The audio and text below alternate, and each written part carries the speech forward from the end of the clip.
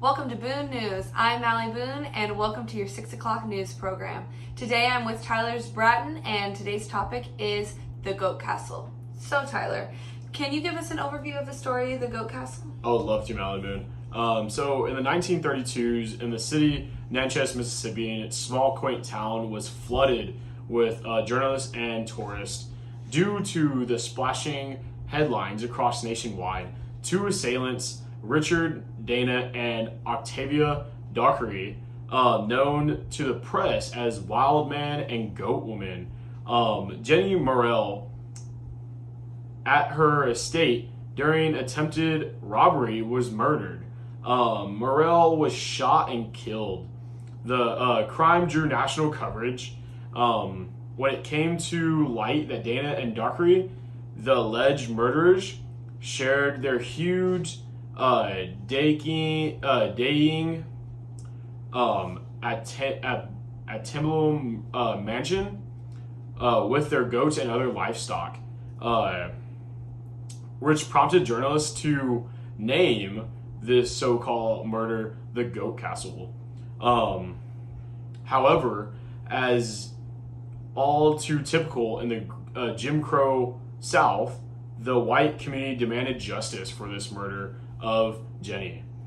An innocent black woman named Emily Burns was ultimately sentenced to prison for the murder of Morrell.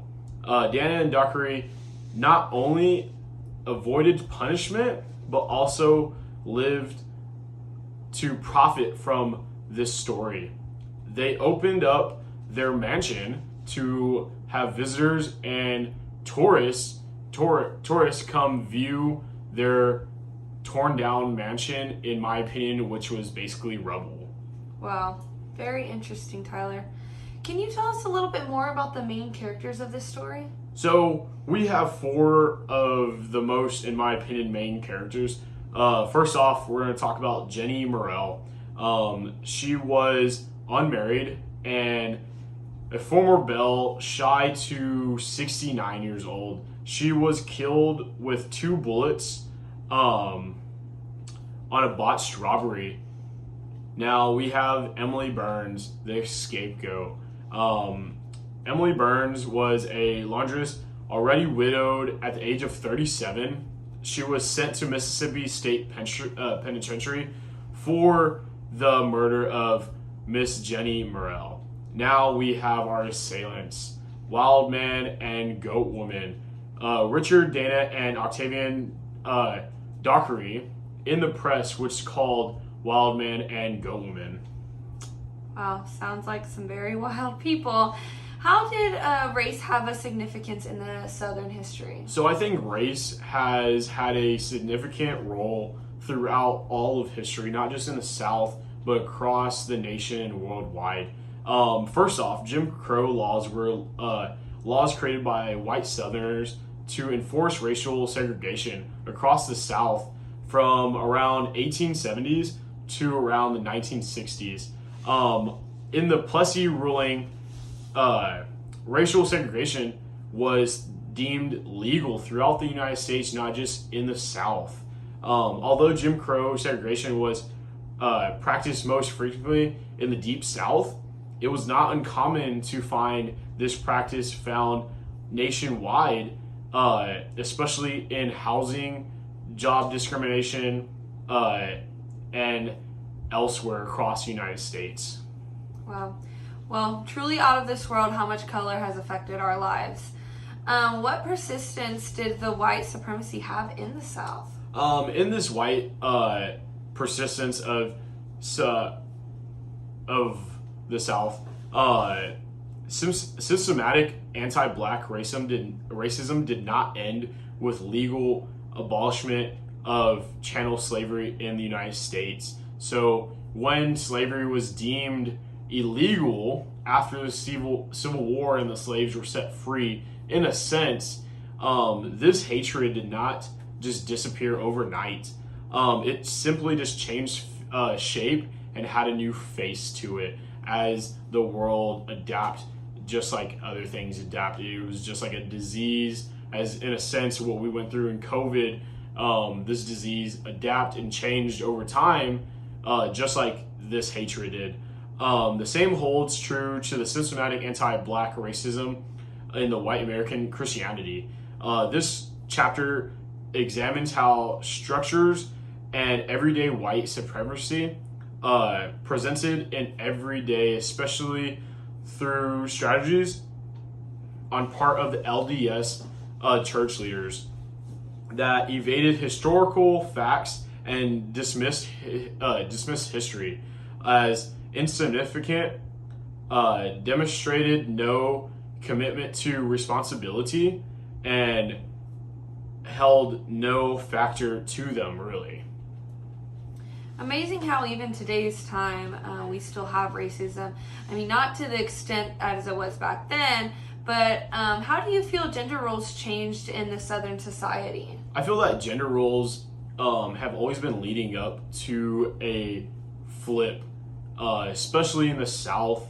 Women and young girls were taught at a young age that they belong inside the home, taking care of the family, cooking, providing for the husband and their kids. Their place was in the home, nowhere else, really. Now, as we get closer to the 1900s, after the First War, where we see a lot of women replace men roles with all the men being in the war.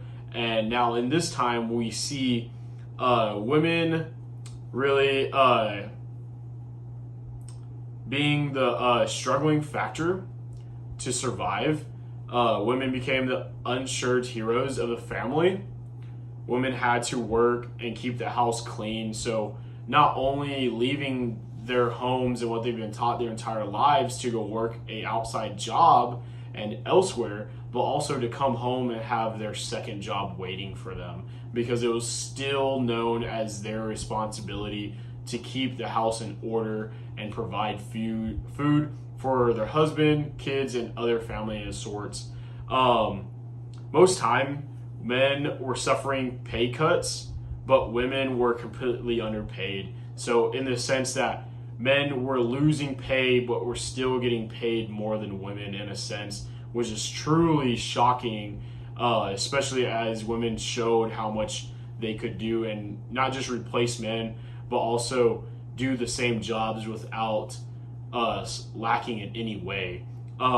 We can see in this photo that the wild man and the goat woman, she looks very controlling. She looks in control, as the other hand, the wild man looks very dazed and out there. Her one point in this story is that she's a very hard-working woman, and she has to take care of this wild man, the house themselves, and everything's going on. The way she captures this outside audience nationwide, showing women that she's working hard, kind of capturing that look, and showing that she is not guilty, putting on really an act in a sense. Well, I can say that it has been an uphill fight for women and all the things that they have been through. Do you feel the South has changed? In my opinion, as we look at this case, we have to look in what we are defining as important. Whether the majority of the North wants the South to change for the better, but also not change so that they are able to show that they are the better ones. They're not crazy. They have things going on, but it's not to the extent of the Deep South. We can see in this case, the Goat Castle, that the South is and is not changing for the better. It doesn't change. It's changing some ways, but not all. An African American was sentenced and found guilty when she had no part in the murder that took place. She was basically used as the scapegoat, which we can show that these Jim Crow laws really put a big grab into the infrastructure of our law system, which all this information in this story points all the fingers away from her, but just based off the color of her skin, she's already seen as a dangerous threat and the number one assailant for this crime.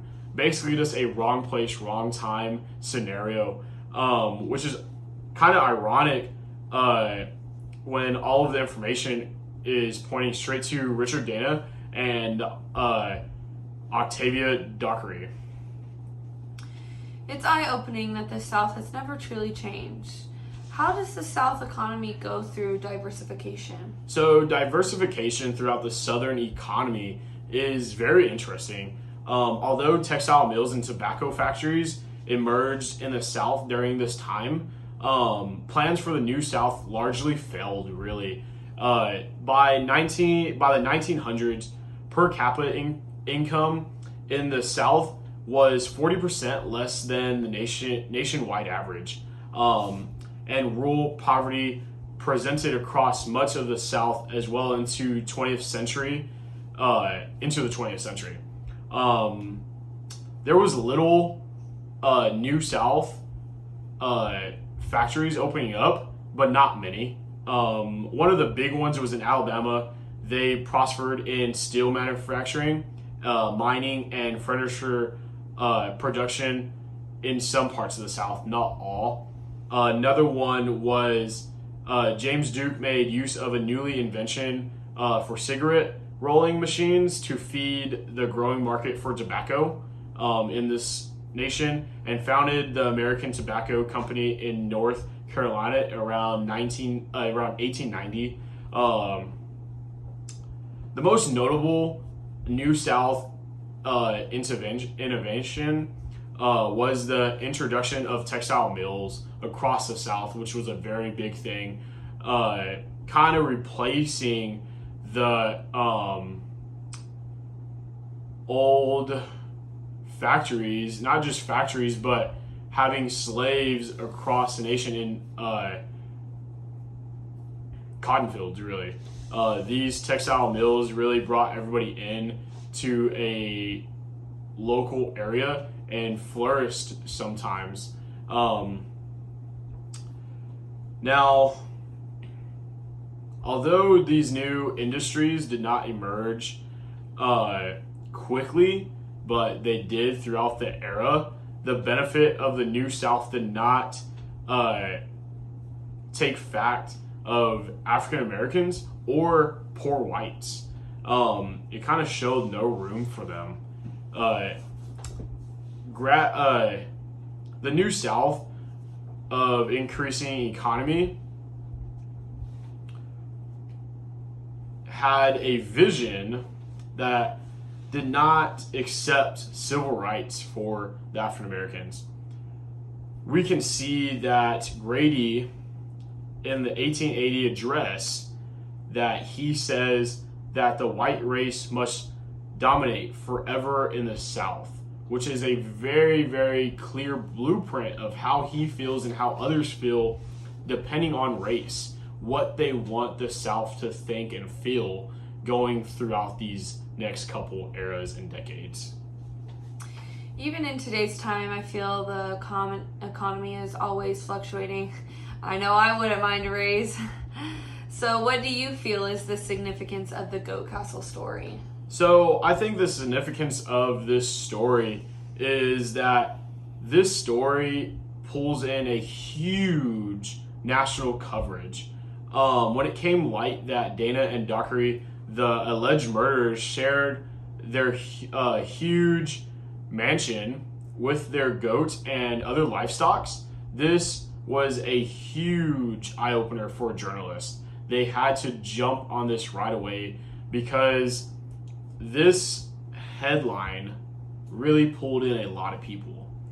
During the Depression, true crime sold newspapers and magazines and served as a cheap form of entertainment for the Americans during the desperate economy times. So this story just kind of goes and shows how everybody in the world, not really in the world, but more in the United States, was struggling so much that they really needed anything as an scapegoat. This story whether it being false or true, throughout the newspapers and how the newspapers portrayed the story, really gave everybody in the United States a point of escaping their own lives. It gave them a window that they could look through and live somewhere else. In fact, most of the time, a lot of people don't really know that the Goat Castle, the house that is being told where the wild man and goat woman lived, isn't even where this crime was committed. But the house itself is where they allowed their livestock to come in and out freely.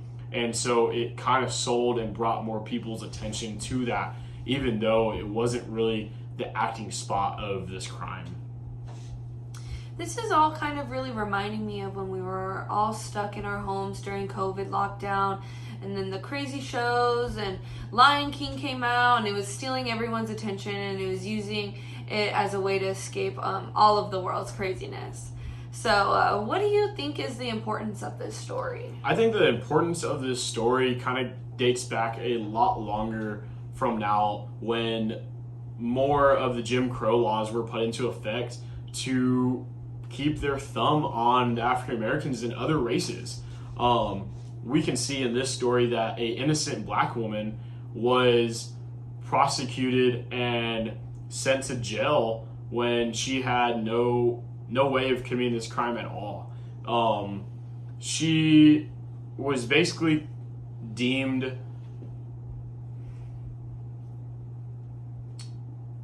to this crime based off her color of her skin. This was not any fact of information, facts pointing to her at all, especially when all of the information pointed straight to the assailants, Richard Dana and Octavia Dockery. These two, especially in the press as they were portrayed as the wild man and goat woman, really point out that in these economies and in these small central areas, that these two people in the town were known as being crazy, not all there. The town did not really look at them as individuals that you could go to on an everyday basis, but were still able to pull the attraction of other whites and their community to support them based off of their color, which is very wild. Basically giving them the ability to do whatever they want and have a free get out of jail card just based off of their color, which is truly sad as we can see this story develop and show how much of this country is suffering and how much storyline it was able to pull and escape everybody from their horrible lives. I think the main key facts of this story is that it really shines light that African Americans and other races at this time had no ability of getting out of these bad scenarios. Once you were basically prosecuted, there was going to be a punishment. In this fact, we kind of were glad that Emily Burns was sentenced to prison.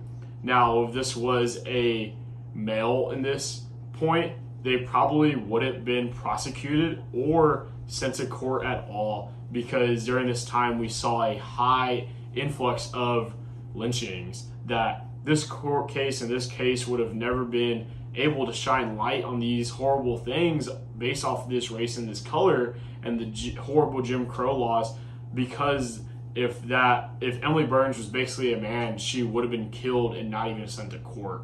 Mallie. Well, thank you, Tyler. I know this has truly been an eye-opener for me and for all of my viewers. Thank you, Mallie. I really appreciate being on. Well, thank you everyone for joining Boone News, and I hope you have a great night.